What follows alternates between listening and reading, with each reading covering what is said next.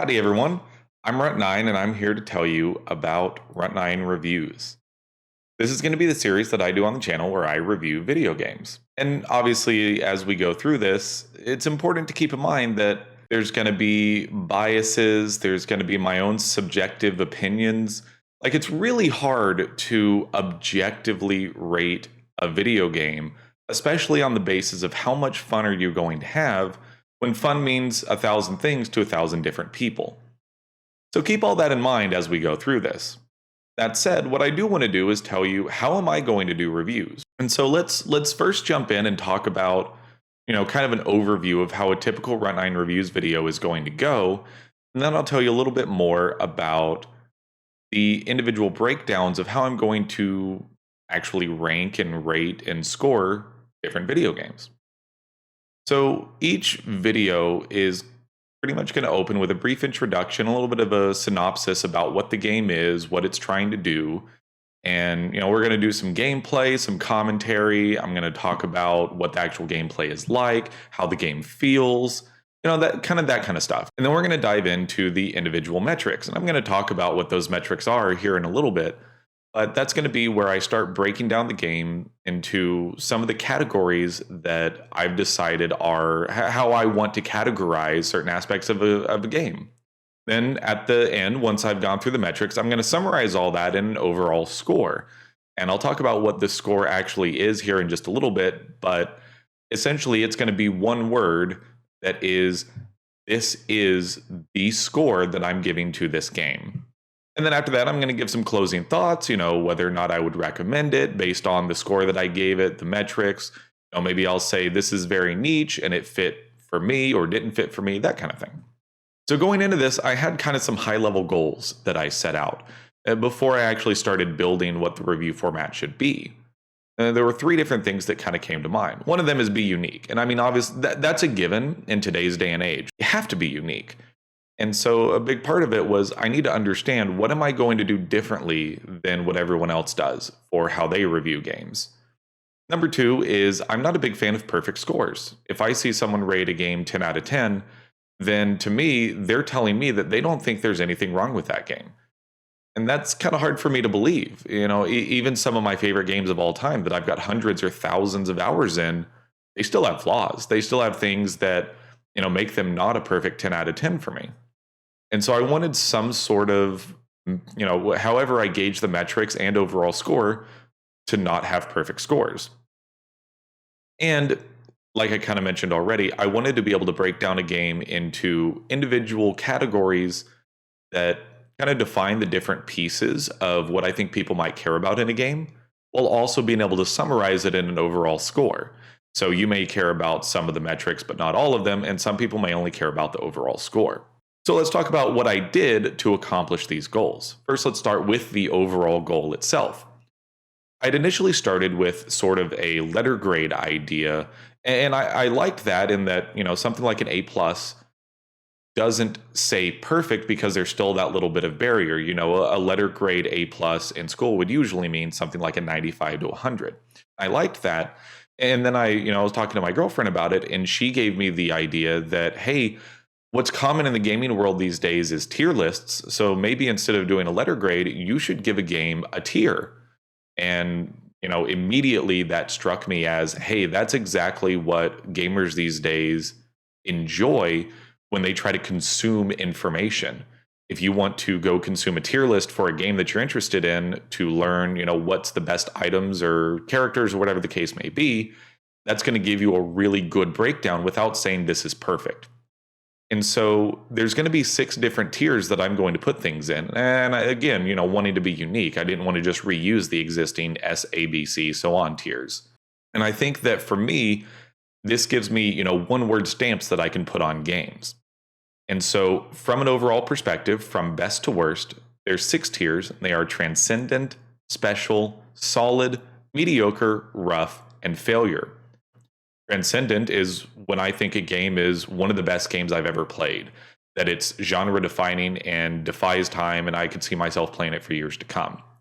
Special is where it just falls short of that. It may be a game that I sink a couple hundred hours into, but it's probably one that is going to get lost in my collection over the years.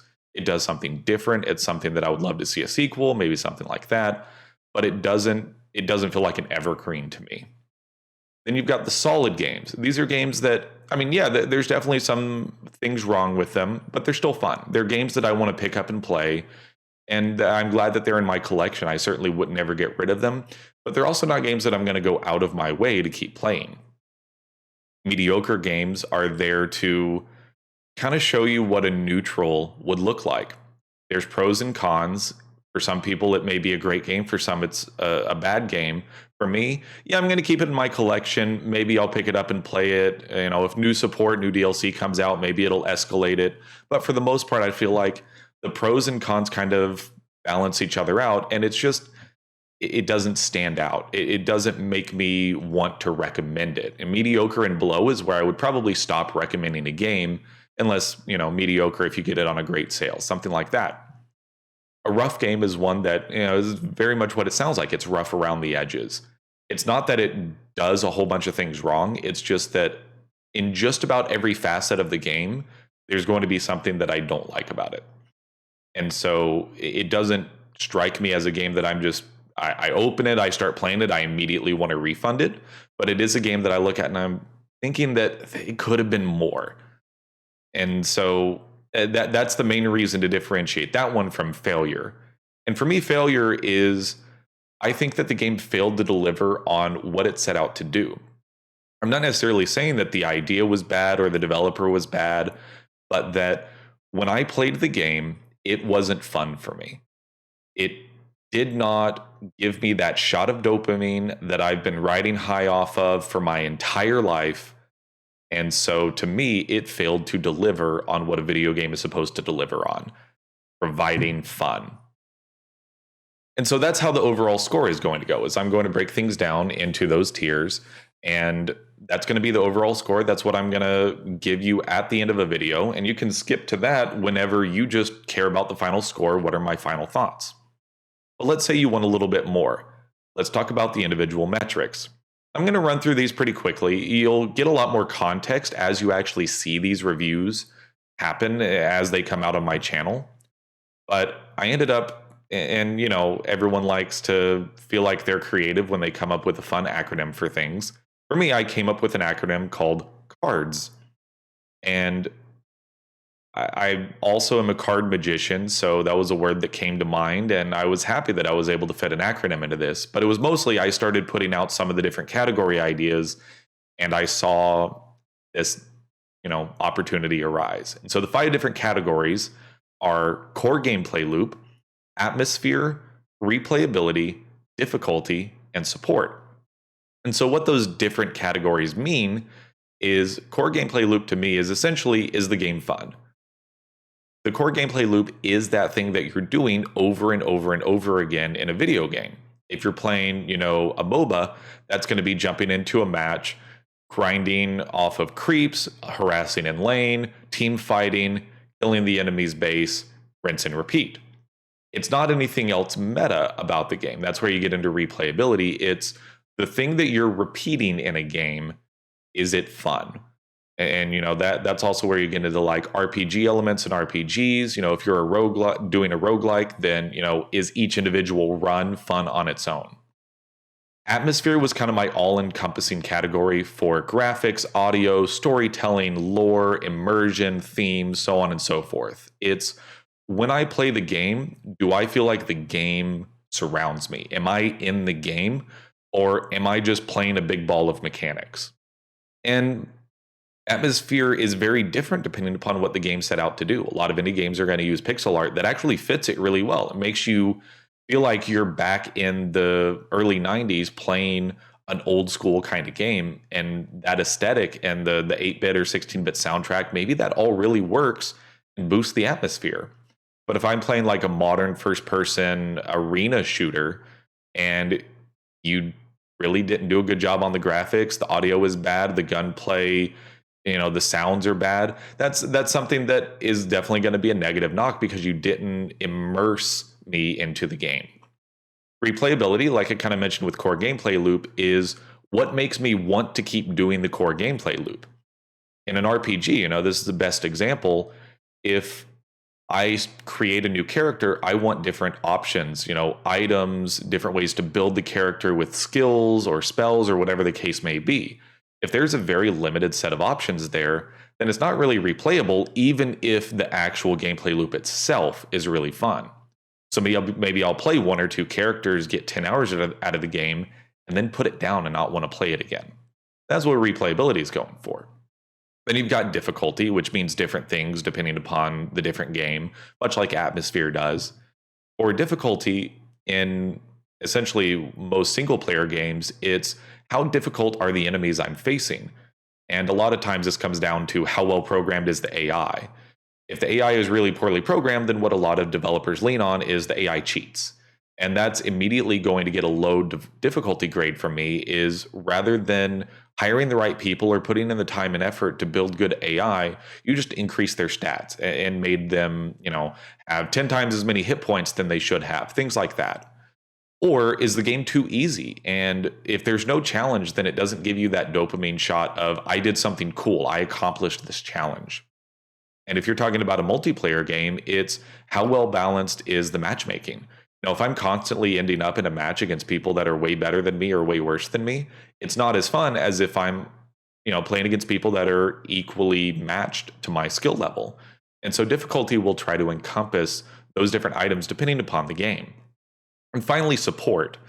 Support is kind of hard to define because, again, going to be very different for different games. And in the modern day, mostly what it means is how active are the developers with patches and DLCs and things like that. In addition, it's also really boosted by having good modding capabilities and having a good modding community. A game like RimWorld is a perfect example. Not only is the developer still actively working on the game, but the modding community is huge. And the support for RimWorld is out of this world, because if you want to play the game differently, go check out the mods, and you can literally play the game in a completely different way than the developer ever intended. And so that's a combination of ongoing developer support. Is the developer in this MMO constantly trying to do new updates and events, or did they just let the game die? In a single player game, are there any mods, or after my first playthrough, I'm done? And it's not really going to be any different the second time, that kind of thing. So each of those metrics, that's where the letter grades kind of come back in. That's where you're going to get your A+, A-, so on down to F. I didn't put D in the list because, to me, I never understood the point of D. In school, anything below a 70 was a failure, but 60 to 69 was a D. And it's just an F in a fancy disguise. So it goes from C- straight to F. And there's no F+ or F-. Below a C- is a fail. And so, if you fail in a category, that means that I think you did about as bad as you possibly could have done in this category. And so, yeah, that's basically all that I have to say about this. Now, I'm super excited about putting out these review videos. I'm going to have a lot of fun putting them together, editing them, that kind of thing. And so, I hope this format makes sense. I'm going to make sure to post this video in the description for any review video that comes out. That way you can come back and watch this if you need the context on what these things are. But I am also going to try to talk about them in each review video to give context again. So otherwise, I really appreciate any support for this video. If you like this format, definitely drop a comment. Let me know that you like the way I'm doing things. Or if you think that I could do the format in a little bit of a better way, absolutely let me know that as well. And it doesn't have to be a comment on here. Feel free to message me on Twitter at Runt9 Plays. I'm very active on Twitter right now, trying to build my brand and everything. And so definitely just let me know what you think. I'm really interested to hear what the community thinks about this format. And, we'll find out when the first review video comes out here pretty soon. Otherwise, thank you all so much for watching.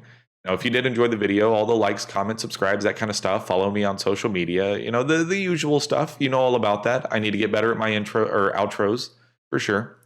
Otherwise, I look forward to putting a review video out there, and I will see you in the next one. See you later.